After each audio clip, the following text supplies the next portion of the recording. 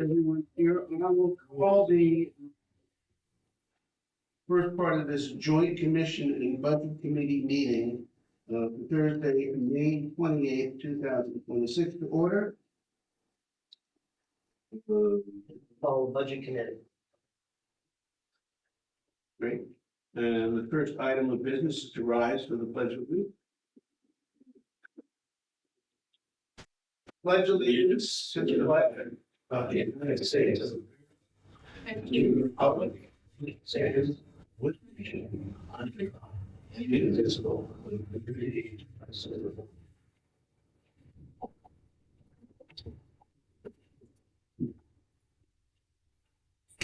for all.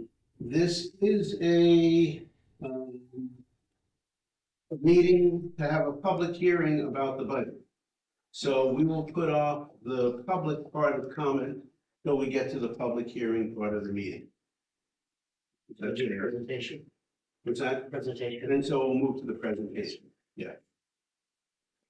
We have a guest to make a presentation, We have a number of guests. a number of guests. Just let me Please. do some introductions. Noah, would you join us? Noah Rousseau is a member of the Coastal Mountain Search and Rescue. He also does some other jobs as well. So I thought I'd introduce, the reason we're doing this is we've had some rather substantial things happen in the last couple of weeks. That'd be good for people to understand, just get a sense of the people that volunteer that work and how hard they work and what happens when a major situation evolves. So we're gonna have three people speak. Noah's gonna talk about things he went through. Then Jessica, our director of the RCC call center, will talk about what happens when something the size of Robbins happens and what happens at the call center. And then Bob Coombs, who is now our coordinator of fire and EMS for the county, will talk about, you know, what he went through because he was at the location, and also something we can do, something we're already looking at for next year's budget to make things work even better and help and have the county help the towns maybe with saving money, making things more cooperative and helping. So we'll start with Noah. I'm going to ask him some leading questions. Noah, I think it was a week ago, 2 weeks ago tonight, you had an operation with Coastal Mountain Search and Rescue. Yes, Want to give us 60 seconds on that before we move on to your other jobs? we did. It was a little bit before noon, and I received a text from one of our members of the search and rescue team, said, "Get ready, we have a call coming." Because he had heard Camden and Northeast get dispatched before we did, and we sat there and we thought, are we going to get the dispatch or are we not going to get the dispatch? Because while we love our dispatch center, sometimes, depending on the dispatch you have, some of them know about our existence and some of them don't know about our existence. And thankfully, recently with changes that have happened in the past couple of years, we have been getting that call. So that's what happened this time. Our automated system went off, my phone went off, as did Mark's phone and all the other members. And we responded to the to the Camden Hills State Park in Camden, with Camden Fire Department to help them locate and carry out an injured hiker. A woman in her mid-60s had a reported ankle injury somewhere on the trail, and Camden Fire Department sent a team of EMTs up there to the last known location, and we stood by until our members gathered and went up the trail to assist the fire department. One notable thing that is happened for the first time on this call is that once the fire department got on scene, they got an updated patient location, and they put out a message to their members and members of the Northeast Ambulance about an updated staging location. And me trying to get to the park entrance and figure out what's going on and who we have coming for our team is there trying to voice to text a message to our team members when my phone goes off, And dispatch has automatically notified our team of the updated staging location. So that was a really great thing to see dispatch doing for us. It was a big help. So once the EMTs and the fire department located the person, they found her at the very top of the mountain. We all eventually arrived there. Figured that the way we came up was not going to be the easiest way to take her out, so we decided to go down the other side of the mountain. We communicated that to the people on the ground. They moved the ambulance, and we carried this woman out. She was visiting family here she was from Italy, didn't speak any English, but luckily her daughter was a great translator. And she seemed to actually have a pretty good time getting carried down the mountain once her ankle injury was stabilized. We had to use ropes in a couple of spots to belay the litter down as we carried it. And it was roughly, I believe, 4 hours after the call came in that we got her safely loaded in the ambulance at the bottom of the hill. So that's how long it took. And one thing I'll notice is that our rescue team here locally is, I think, one of only 3 in the state that does technical rescue with ropes, anchors, and climbing and such like that, because of what we have at Mount Winnicott. So that was it for the week. There was nothing else interesting happen. You are also the deputy chief of the Hope Fire Department. Yes, I am. But the next day there was a call, but you weren't responding from Hope. Because you want to tell us where you were and what you responded to and with who? So I live in Appleton, right, very close to the town line, so I'm on the Appleton Fire Department as well as being deputy chief in Hope. That morning I had planned to go down to the station and help our chief with some maintenance tasks. The garage doors were getting worked on, and to do a little bit of driver training. I had just pulled out of my driveway when my pager went off. We heard a mutual aid call come in for Robbins Lumber. Something was on fire and they needed our help. So we drove down to the station. Me and another firefighter got there at the same time, took our truck that we take out of town for mutual aid calls. We jumped in that after putting our gear on, and we started heading up 131, following our chief, who had taken his personal vehicle from the station to go directly to the call up there. Once we got on scene, there we had a number of people that directed us where to go. We parked next to the Searsmont truck that was there. They needed us to send them water, so we hooked our hoses up to them and started feeding them water. We looked around and saw a little bit of steam coming out of the base of the silo where crews were working. Once we got the trucks hooked together, we saw the situation was starting to calm down, seeming like it was getting to the end of things. I went over to talk to Appleton Chief Brent Mariner. He had been there with the first crew to go in. They came out. He said, yeah, the sprinklers are going off. I'm soaked. Didn't see any fire, didn't see any smoke in there. Nothing's really too hot.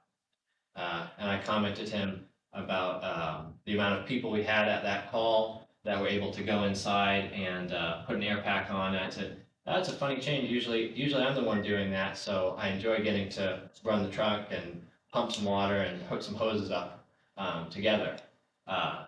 It was about that time. We were roughly 65 feet away from the base of the silo. I was asking him a couple questions about what was going on in there, what he had seen, monitoring the truck. While I was looking at the gauges on the pump panel, I hear him say an expletive.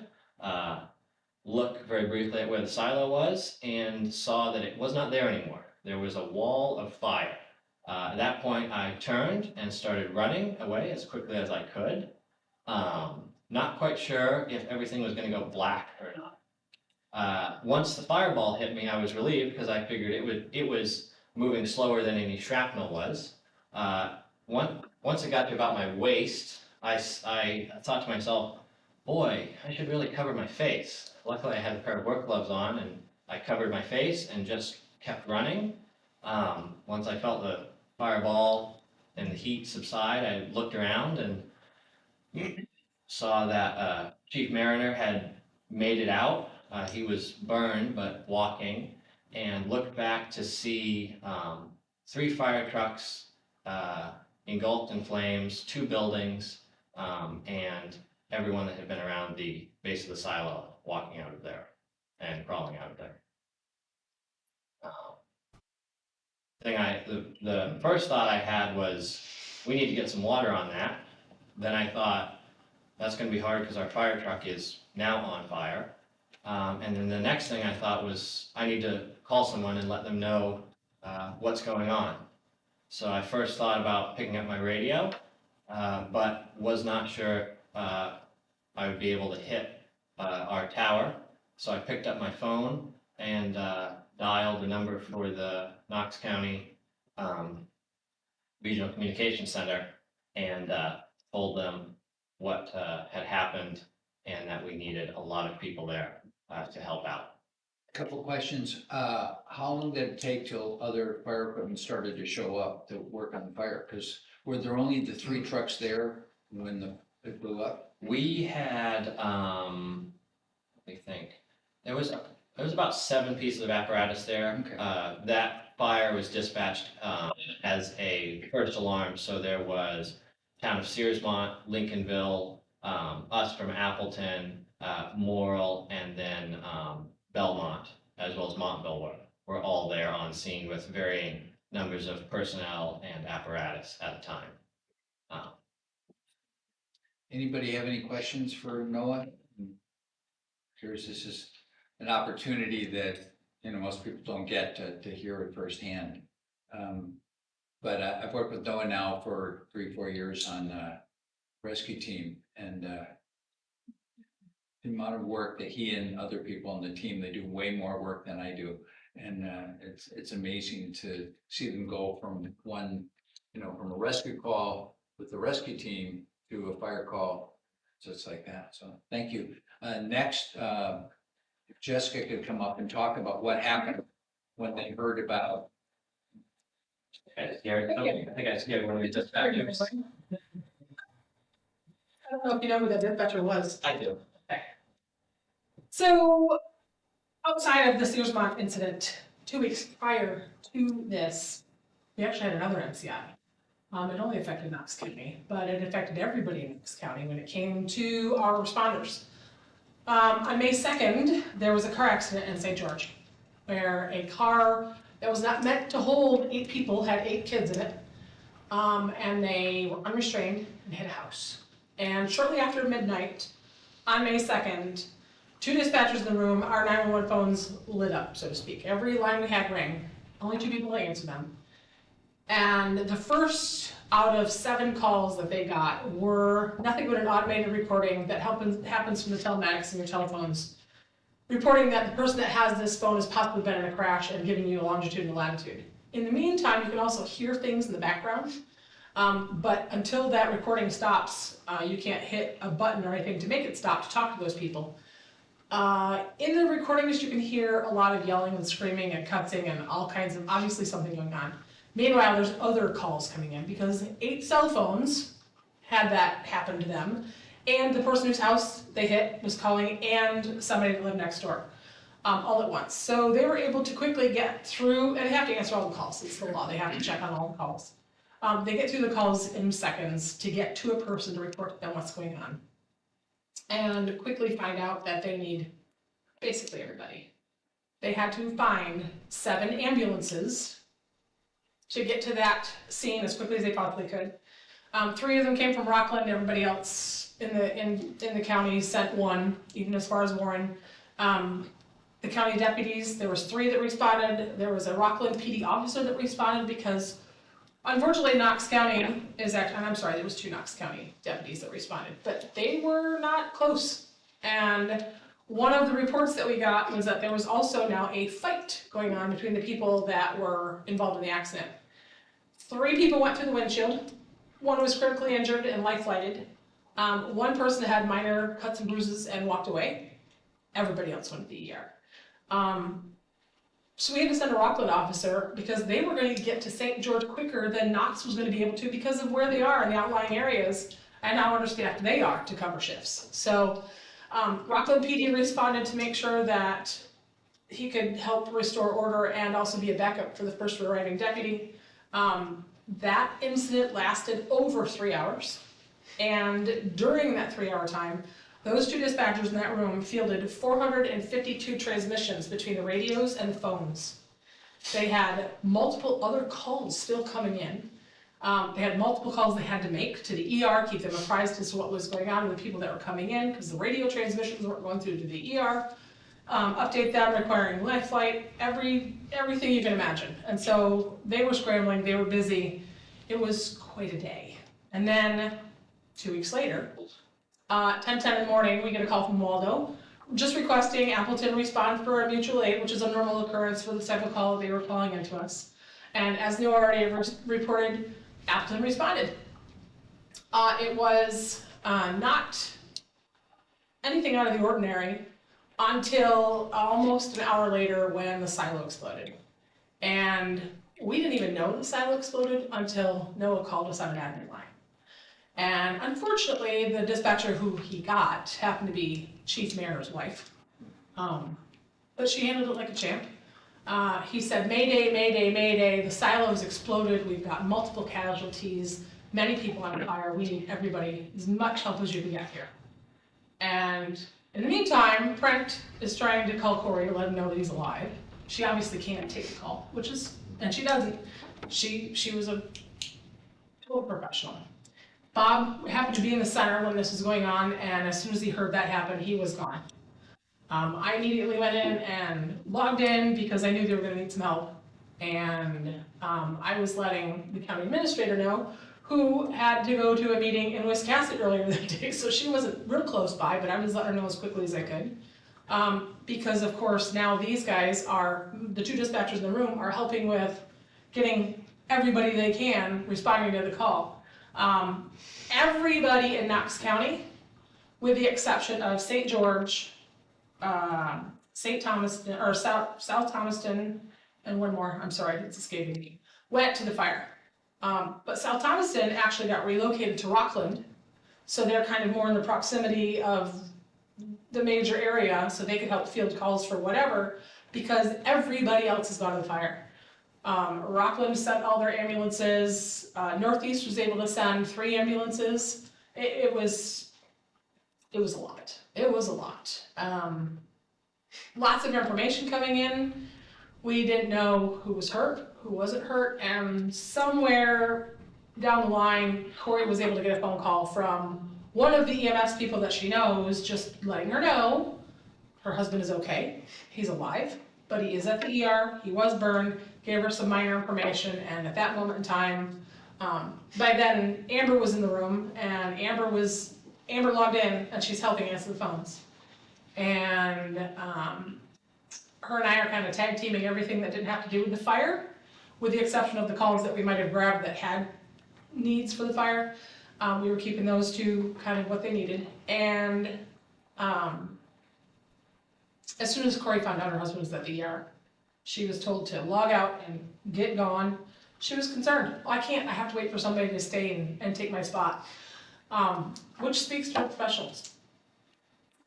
She left, and luckily, moments after she walked out the door, one of our other dispatchers, who also happens to be a paramedic with Waldoboro EMS, she happened to be off duty and in town and heard what had happened and called and said, "Do you need me?" She came right in, filled in the spot, and there you have it. We just kind of, so Corey ended up being out of work for a little while because she was taking care of Pratt, who ended up in the burn unit in Portland. He's home now and recovering, and she's working her way back into work. But as you can imagine, that's a very, it's a lot on their mental status when it happens to strangers, but then to have it happen to one of your own, it's a difficult thing to deal with. So when it comes to an MCI, and if anybody's not familiar with an MCI, a mass casualty incident means anything that makes your resources be totally expended. So here, it doesn't take much. Because the ambulances in Knox County can only take one patient at a time, it could take 2 or 3 people in one incident, and we've got a mass casualty. Pretty much nationwide, I believe it's 3 or more is what's considered an MCI, but it doesn't take a whole lot here. And we've had 2 in 2 weeks, big ones. Everybody who was involved in the one that happened at St. George was sent to an after action. It's a debrief where everybody sits down and talks about what happened, what they did right, what they need to improve on, things that they need to think about to do differently, and how everybody feels. Because these kinds of things weigh on a person. And if you don't deal with them, even if you don't feel like they're bothering you, if you don't deal with them, they build, and they build, and they build. And I can speak as somebody who's done this for over 20 years. When I started, that's not what it was. You're a dispatcher, it's your job, suck it up, move on, take the phone call. It doesn't affect you. It absolutely affects you. So afterwards, not only are we trying to figure out what can we do better, what did we handle right, what didn't we handle right, all the things. Find out from all the agencies what they thought, find out from the communities what they thought and felt and how we can help them. And also try to help our dispatchers and our people that were involved move forward, deal with what's happened. I can tell you every single one of them for the rest of their lives, even though they didn't have anything to do with what actually happened on scene, they're gonna be questioning, did I do what I should have? Did people get hurt and killed because of something I did? What could I have done differently? Even after they've been told otherwise, it will weigh on them forever. So that becomes a continual thing as far as dispatch goes. But in the Searsmont situation, it's just credence that staffing is a must. Do you know how many calls you had around the Robbins fire? How many calls? So honestly, we had one 911 call, and it actually came from Waldo County. I don't know why it came in on our 911 line, but it was Waldo County giving us an update of what they needed. Other than that, we had admin calls. How many calls did you have to make to get people to respond? Oh, we toned it, and it happened quickly, as soon as it got toned, because everybody got toned. It didn't take much. Luckily with our system, the way that it's set up, as soon as we start adding people to the calls and we tone it, everybody gets the tones over the same radio. Everybody hears what's going on, they're responding. And with the system that we have in place to the I Am Responding app, we're able to put that kind of stuff. That's the thing Noah was talking about, how we're updating things. They get a text or a page or however it's set up for them to get it, and they get it. They know what's going on, and so they go. And everybody who uses the I Am Responding can see that this is going on. And so we didn't have to make multiple calls to everybody, but once everybody goes en route, we have to acknowledge them on the radio, tag note their information, make sure their times are correct. And all of the things that are going on that they need, we've got to be CAD noting that and making the phone calls for them. And so, calling the ER, hey, we've got this patient coming with whatever, because again, while they're working on patients in the ambulance, sometimes they're not able to call the ER, or the radio doesn't work right, or so. On top of all the regular calls that have nothing to do with the Searsmont thing that we still have to take care of. Bob, you wanna speak about, Bob Coombs was recently appointed as our county fire and EMS coordinator. And he's been responding, and his purpose is to help the cities and the towns work to coordinate better, work better, save money as we get things to work better. You want to tell us how your day went that day? And what we've learned from it and where we want to go? So, as the director said, I was in the comm room when the first call came in. I then returned back to my office, got a message through our system that said, hey, can you come back down here? Sure. I walked in the room, they go, the place exploded. What place exploded? What are you talking about? Well, we called it the rack. Well, what exploded? We don't know. They just said they've had an explosion and they want all kinds of things. I went, all right. I did a couple things on a radio screen, told the dispatcher, just push the button. You'll be good to go once you get your number started. I then walked out past her office and said, you need to get in there. I'm leaving. I gotta go to Appleton or Searsmont. I then headed to the truck, got in the truck. I yelled to Candace, I think as I was going out through, saying, I'm going to Searsmont. The place has exploded. I'll let you know where we're going. As I was leaving the parking lot, I made a quick call to Chief Whitehawk, who's got probably one of the better staffings in the county with his crew that are there, and I says, hey, I know you've heard it, I'm on my way to Searsmont, just so you know, and we'll get things going. All right. White Talk is the Rockland Fire Chief. Rockland Fire Chief. At that point, that got a ball rolling with fire chiefs. the fire chief started talking, getting ambulances kind of repositioned around. Unannounced, a lot of that unannounced to the dispatch, that things were kind of moving a little bit in the county.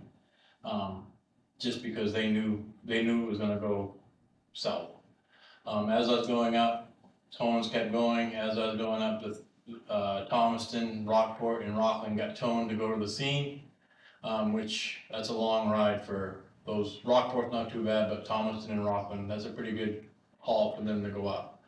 I arrived on scene in Appleton, I don't know, not too long. I met Chief Mariner in the parking lot of Robbins Lumber, and the first thing I said to him, you need to go find an ambulance there, Chief. And I got told, nope, I need to take you down to command. I go, well, where is command? I'm not sure. And I literally had to grab him by the scuff of his collar and yell at him because he was in a shock type state. So I finally got him, he pointed me to command. I got him going to an ambulance. I also had Chief Peasley go by me, going towards the ambulance triage area with people in the back of his bed of his truck that are injured. So, cause he went early on, cause he's also on the town of Lincolnville, so he was there kind of in between.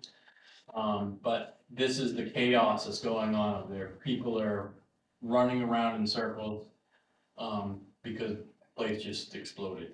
I did finally meet up with the Liberty Fire Chief, who had taken over a command at some point, somehow.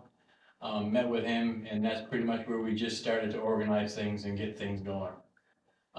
Getting trucks that are incoming, getting them placed, to start basically just extinguishing the fire. One thing that did transpire that was kind of out of this job description, as we progress the day, I am on the Thomaston Fire Department. I'm assistant chief there, been there for, I don't know how many years, 30 years, probably close. And Chief Gillespie, the Liberty chief, looked at me and goes, your department's here, I have a task for you. I'm like, okay. I want experienced people, and you're standing here, so we had to do the search for the missing firefighter that was in the collapse, in the explosion. So Chief Wytalk we got a crew together and we went in and we did that, and we came back out. At that point, I kind of backed away and just went and sat on the Thomaston ladder truck because I was done for the day. And I assisted throughout that. But it was mass chaos up there. And one thing that we in this county are going to do, and we're starting the process now, is we're really going to ramp up our accountability system. And we're putting a program together that's going to be top notch and really help in, because I pray and hope we don't have anything like this in Knox County, but really hope that it helps us in this scenario know where people are and know what's going on, who's there. That was the biggest thing, is they weren't sure who was exactly where. I was told that, here's where the trucks are, but we don't really know fully who was with them and where the staffing is. So that's something that this county is taking on right now, and we're gonna make sure that our system, no matter what your department is, whether you're full-time like Rockland or you're part-time like Appleton, the accountability system is the exact same. All the tags are gonna be the same. The whole system is gonna work exactly the same, no matter what town you're with. And one of the things is the operation procedure for that, the standard of operations. It's going to be one, and it's gonna be countywide. And that's the way we're gonna do it. Everybody is gonna do the accountability the exact same way again. No matter where you are, if we have something and we have to have a mass fire departments respond, the accountability will be done the same way no matter where they're going. And like I said, that's something that we will be putting together and revisiting very shortly, so. But that's how my day went. I started my day at 6:30 at my office, and I got home to my wife at 9:30 that night. And that's about the whole same time with everybody from around. I thank everybody for listening and I asked for this time to do this because I tend to overamp sometimes when I'm asking for budget for public safety. But I thought this is a good opportunity to understand how hard people work and how complex a situation it can become very quickly and even a simple operation like a simple car crash. So anyway, thank you. Thanks, Bob. Jessica, thanks, Noah. I'll turn it all back to Ed and forward. Thank you. Come. Thank you for your work you do out there for us. Yes, I'll second what everybody said. Thank you. Thank you for sharing that. So we're up to date on what's going on, and thank you to Bob and all the chiefs for working on something for the future to make it run a little bit more smoothly. Because having an event like that and not taking lessons from it is a waste of an opportunity. And so, let's see if we can keep moving ahead. That was the presentation. Next is approval of minutes. Can I have a motion to approve the minutes for the joint meeting of April 16th, 2026? So moved. Any discussion, any errors or anything like that in it? None? It's in favor? Unanimous. Thank you. You want to do both of them? Sure, I'll vote. Also, the joint commission budget committee meeting of April 30th. I have a motion on that, please. So moved. Moved and seconded. Any discussion? Seeing none, those in favor? Motion carries. Thank you. And I will accept the motion to approve the minutes of the joint commission and budget committee meeting of April 16th, 2000. So moved. And I'll second it. Any discussion? Seeing as there's none, all those in favor? 2 in favor, none opposed. And I'll accept a motion for the minutes of the joint commission and budget committee meeting of April 30th, 2026. I'll second it. Any discussion on it? Seeing as there's none, all those in favor? 2 in favor, none opposed. Budget review, I think we turn this over to the county administrator for Yeah. discussion.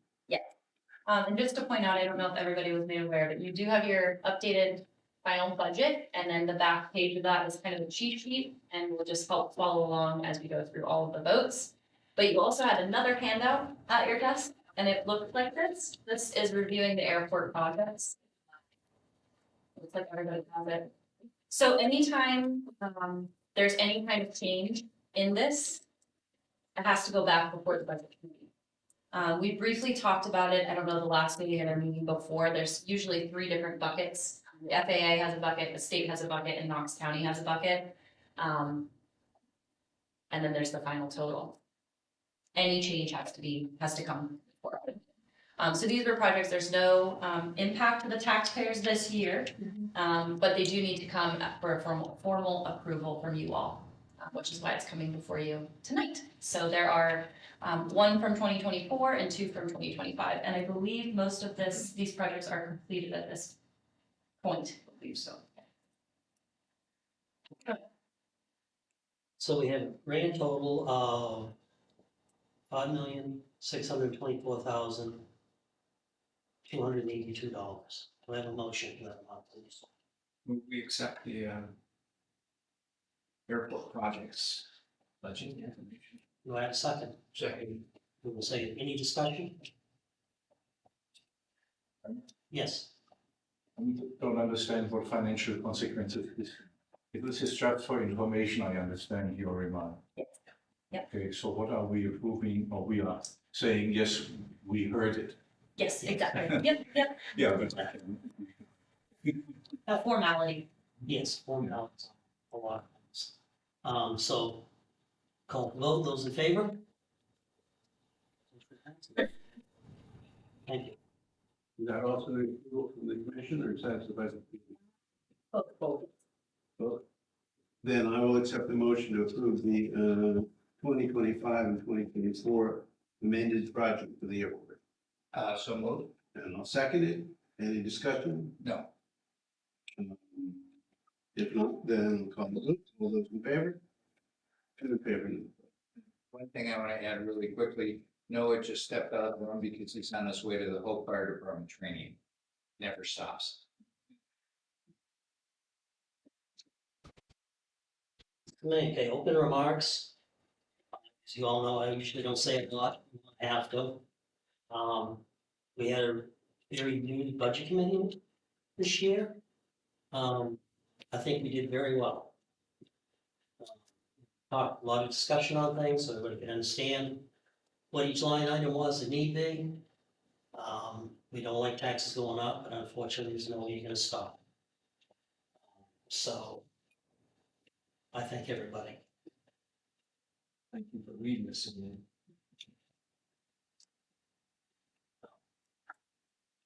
Okay. Public hearing, do we have anyone from the public? 2026 proposed budget.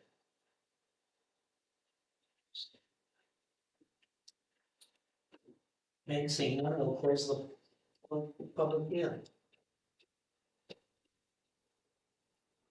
That's it. Okay, budget committee vote on the 2026 budget. Everybody does have this budget summary that Kathy first, and Kathy. We'll take each line as itself. I'll read the amount.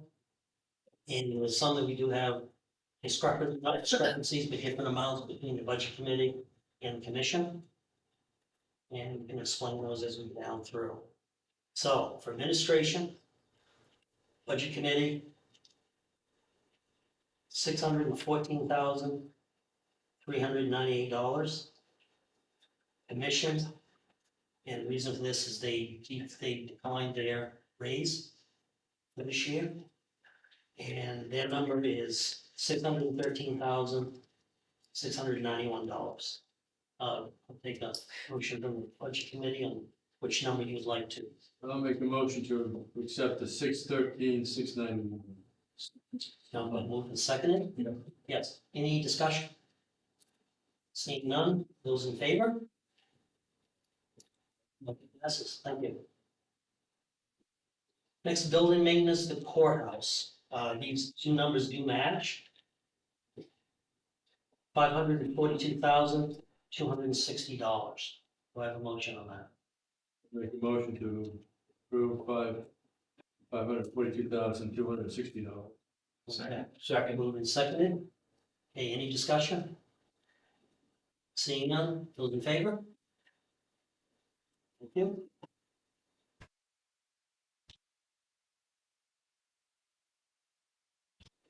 Next is building maintenance, public safety building.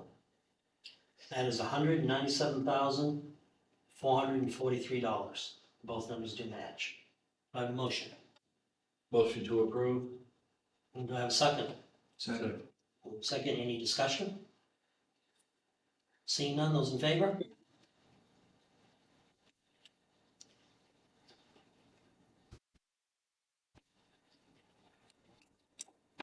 Okay, deeds, they actually do make some money for us, so some revenue, I guess I should say. The guesstimate, I'm gonna say on that is $265,620. Do I have a motion on that? Motion to approve. Motion, second? Second. Second. Discussion? Seeing none, those in favor? Yeah.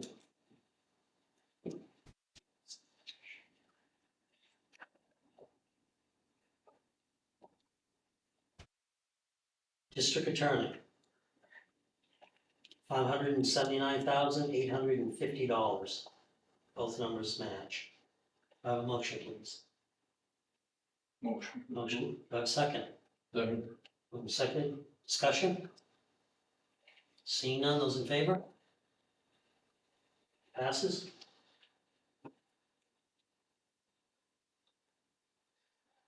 Okay, Emergency Management Agency. $202,330. Both amounts match. I have a motion. Motion to approve. Second. Second, discussion? Seeing none, those in favor? Thank you.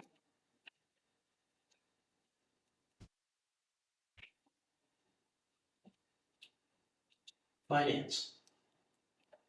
$410,645. Both numbers match.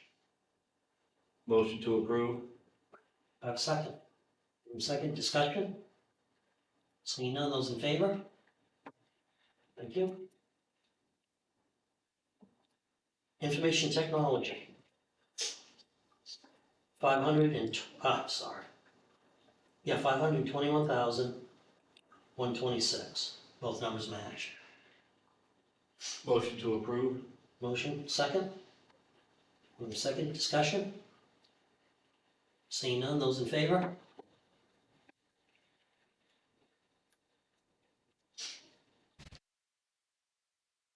Probate. $226,174. Both numbers match. Motion to approve. I have a second. Second, discussion? Seeing none, those in favor? Passes.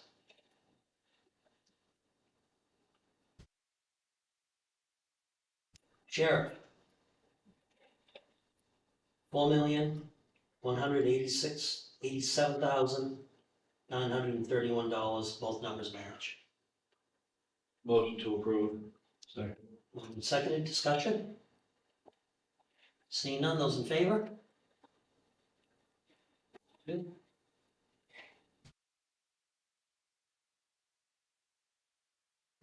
Bond and tan interest of $207,425. Both numbers match. Motion to approve. Have a second. Seconded. Discussion? Those in favor? Motion passes. Thank you. Insurance. $101,685. Both numbers match. Motion. Motion to approve. Have a second. Second. Discussion? Seeing none, those in favor? Thank you.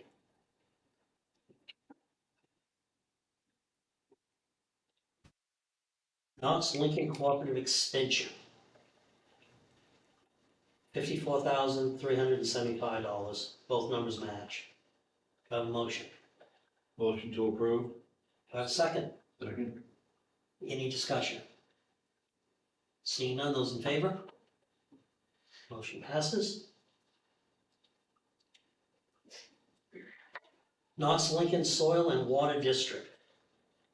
$35,290. Do I have a motion? Motion to approve. Do I have a second? Second. Seconded, discussion? Seeing none, those in favor? Those opposed? I'm sorry. Sorry. No, four? Oh, yeah. Okay. Sorry. No, that's fine. He was checking whether you pay attention. I told you. Okay, Mid Coast Council of Governments, or MCOG. $61,290. Both numbers match. Do I have a motion? Motion to approve. Second. Any discussion? Seeing none, those in favor? Thank you. Okay, Restorative Justice. Budget Committee recommends 0 funding. Commission is $18,750. I'd like to make a motion to zero fund it. Second. Second, any discussion on that? Is there any additional information that would explain going up to the 18,750? Typically in years past, they've done this, and please correct me anybody, for youth. Apparently they had funding this year for the youth, so they wanted to start an adult program. And in discussions and everything, as this board, we decided not to fund it. So the commission decided to continue to. So there's no additional information compared to last meeting when we expected that as well? Yeah, Okay, just that. thank you. Okay, motion second. Yep. Yep, okay, good discussion, we had discussion, any further discussion? Seeing none, those in favor of zero funding? Thank you.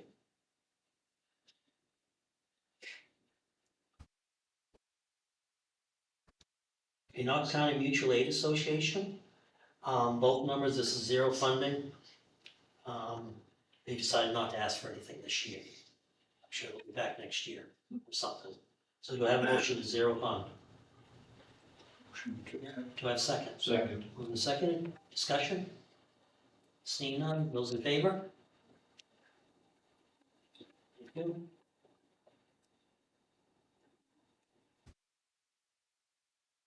Okay, we'll skip down to airport security. Or airport, I should say. $83,527, both numbers match. Do I have a motion? Motion to accept. Second, second, discussion? Seeing none, those in favor? You. Airport security. $175,801, both numbers match. I have a motion. Move, one second, sorry, I'll move, motion to approve 175801. Okay, second, okay. Discussion. Seeing none, those in favor? You.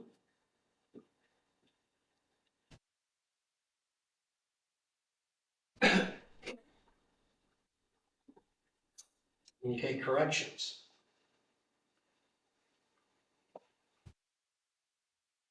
It's up that you need to also approve the undesignated using for the. Oh, I'm sorry, I didn't get that. I move we approve Okay. using undesignated for the airport. Second. Move second, any discussion on that? How do you intend to fund that next year? $150,000. We're gonna see an increase in taxes again. We shouldn't because the airport's revenue stream is increasing. And they had enough undesignated to support their projects as well as helping to offset the budget this year. I'm sorry, I didn't know what you said. I think they've got enough to cover next year as well, if they don't quite make it to zero.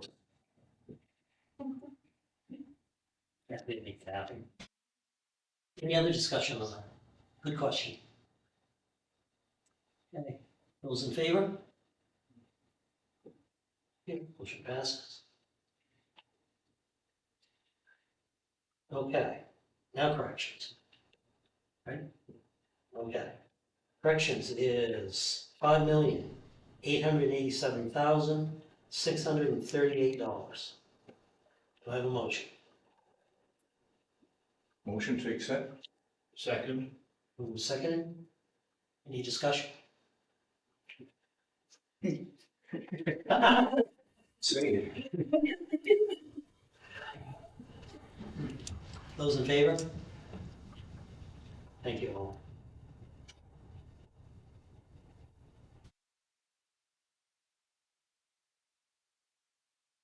Okay.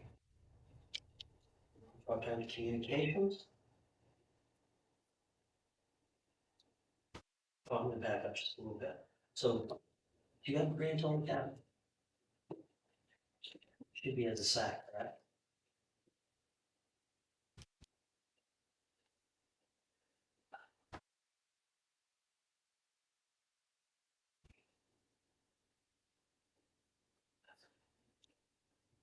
Maybe it's the only thing that should have dropped would have been the commission. Administration.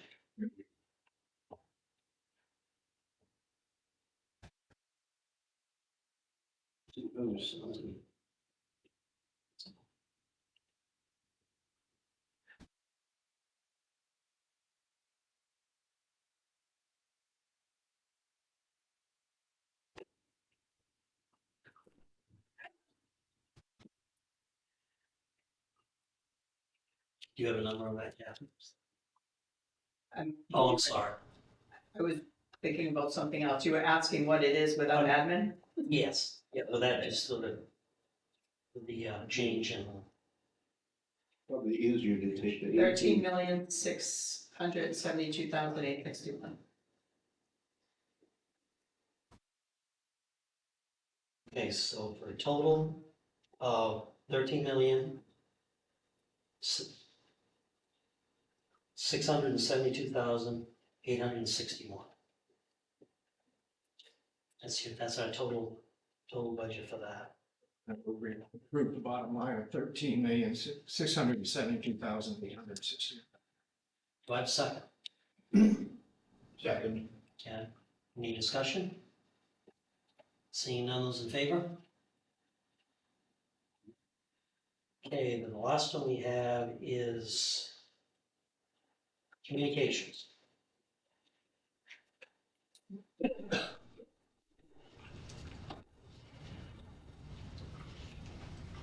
I move to accept the communications budget, $2,145,444.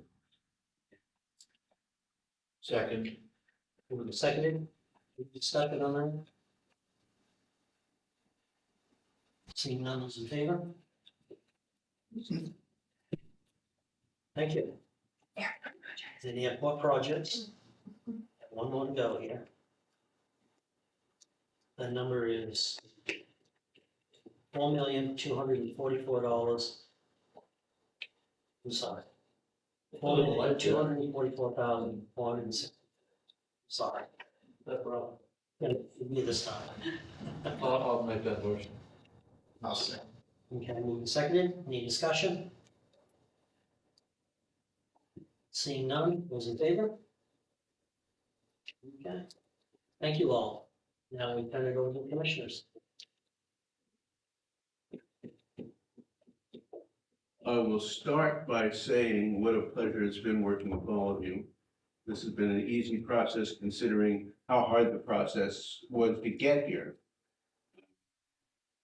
We are still short a few members of the commission, of the budget committee, which is unfortunate. And I just we're gonna be doing this again come fall. The people who are on are still on come fall, your term doesn't run out till January. We do need a few more people to run. And we do, or if they're not gonna run, at least to get nominated by their towns. So for anybody who's paying attention, we can use more help on the budget committee in the process. But you guys have all been good questions. And so I'm quite happy to have worked with all of you at this point. From the budget, from the commission level, all we are authorized to do is to vote. I don't think we vote on the budget. You have voted on the budget and therefore it's final unless we want to make changes. And we can only make changes by a unanimous vote. And since we're not unanimous, there's only two of us of the three, we can't have a unanimous vote. So almost by default, but I don't think there's that much that we would complain about. I think you've done everything, other than the restorative justice that we all agreed to. So I don't see anything that we would override anyhow. So I don't think we vote on it. I don't think we have to vote on it. We could as just a formality if we wanted to make sure. And if you want to make a motion that we approve the budget of, God, an awful amount, 13,661. But that's just that doesn't include communication, right? No. So I'll make a motion, we fill the budget committee's budget of 13,670,861. Seconded, and is there any discussion? I'd just like to say thank you as well. I've sat on another committee this past year, and this has been much more a pleasure and a very friendly, conducive working in this house. So thank you, everyone.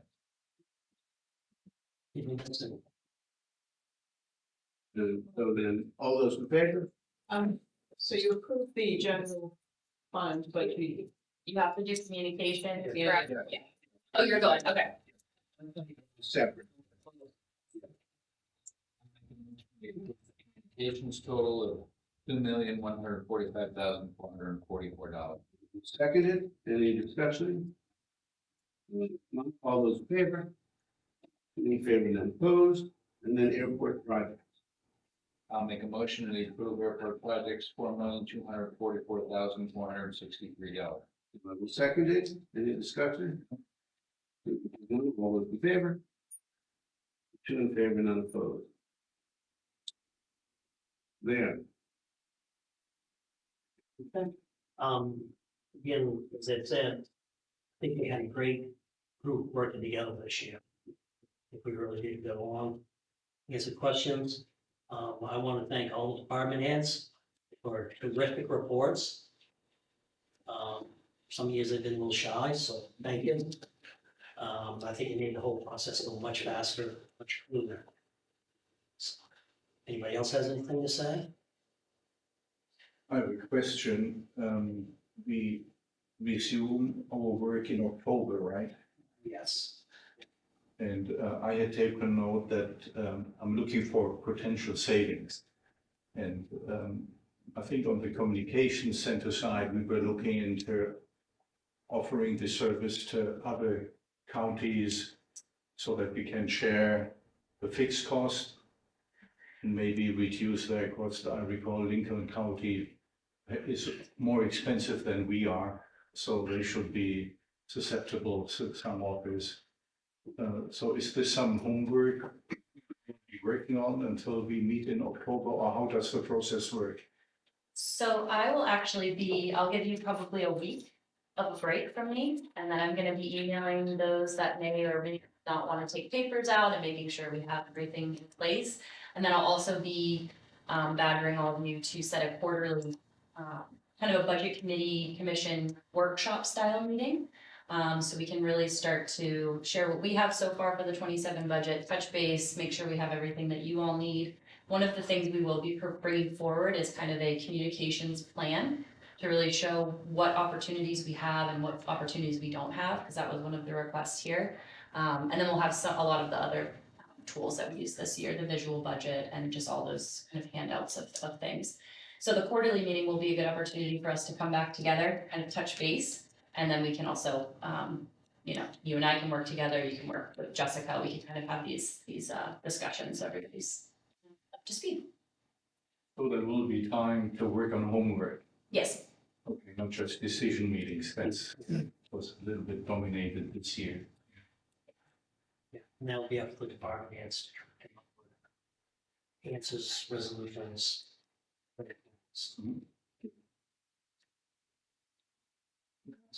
Yes. My fear is that come January, we're gonna be in the same position we were last year, and that is we won't have a quorum to approve. What? So what I would like to research or find out if it's, I looked at it and I don't think it's prohibited, but we're going to have everybody here in November and December. Can that budget committee approve new members for the following year? Or does it have to be the one that is sitting in January?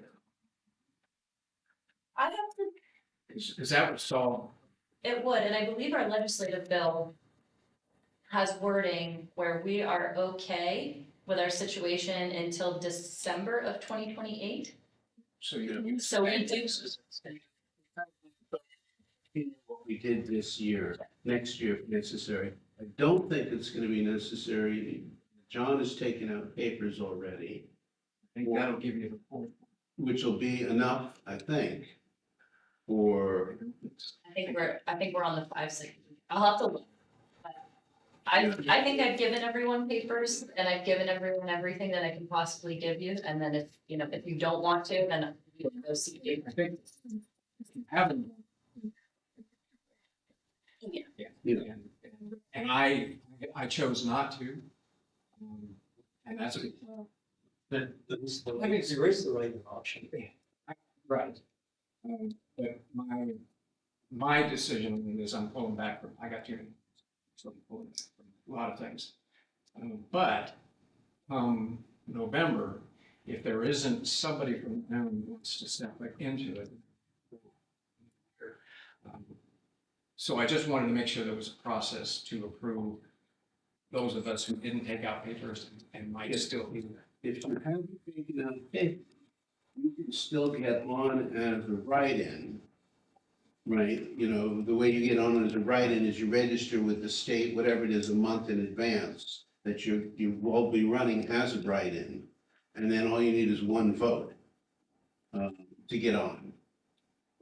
I mean, so there's a mechanism, even if you haven't done all your paperwork, or if you decide you want it at the last minute. Yeah, Add something, please. What's he trying to announce that for? Not for something.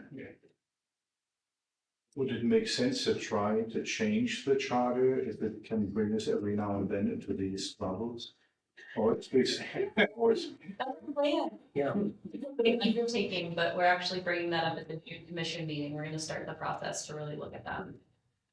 Yeah. So there's other things in the charter that could be changed as well. Yeah.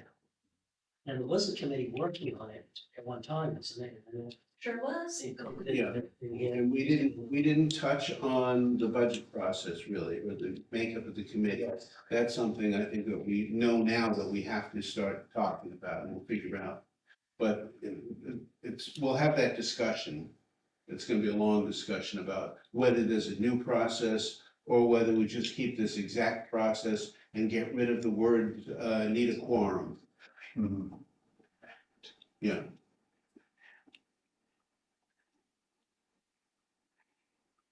Okay. Well, you all set? I asked for a motion to adjourn. Second. Those in favor? Thank you again very much. From the commission, so before you make the motion to adjourn, I think what we have to discuss, and I think Amber talked about it, is having at least another meeting that's before the budget is finalized with the budget committee. Whether you have ideas, or you want to see how we're doing on the budget, or you want to hear from everybody what they think the big drivers are going to be in the next budget. I don't think we want this to just be, if we can possibly do it, keep it from just being, oh, you show up at the very end of the process. We'd rather have some input early on in the process.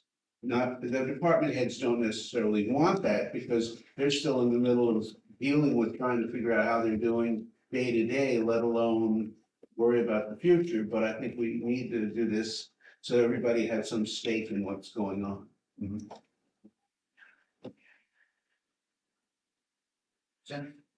And if we do have a process for a charter amendment or a charter revision, we will be leaning on some of the members of the budget committee too to help us with that.